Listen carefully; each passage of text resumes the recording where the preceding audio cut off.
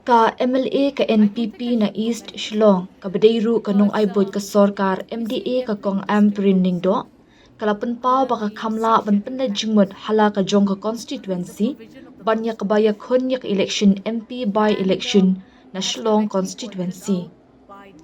ka jingkali kabaya debat ka jingdon ni ka jingkwa kamdan satya kade ka jingkali jong ka jing IT ong ka kong Ampareen habakran shakilar pthai kubor haga khatlai trikber habakali lakan mi iakhun ni haka ni ka MP by election ka banwan ka party kan sarai halor u ni ka kertong batkin sa panru ya ka jingmenjur na kita ki kertong akwa bakin pelat ya nga haba ay kalat ni banjit namar nga haban pelat jingmut haka MLA seat junga nang bakanam dan jingthun kalaban ram Kakong Ampareen kabala rem hak election Lok Sabha ha arja up sound ha kurtong ka VPP u Dr. Ricky AJ Singkan kalapan pau baka jingpen kre ek election arja up pra ha ka jila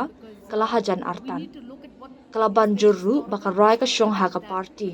langa kwa ni ngam kwa ngan e ha ka jing start jong ka party kalaban ram.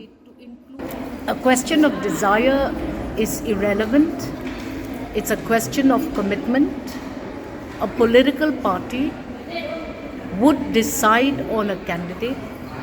and that candidate's consent will be sought. Whether or not I wish to, I think would be left to the wisdom of a party. But yes, keeping in mind that the electoral preparations for election 2028 are now at a crossroad, I wish to be relieved if given an opportunity or a choice, because I must concentrate on my LA seat and not get distracted by again going into a field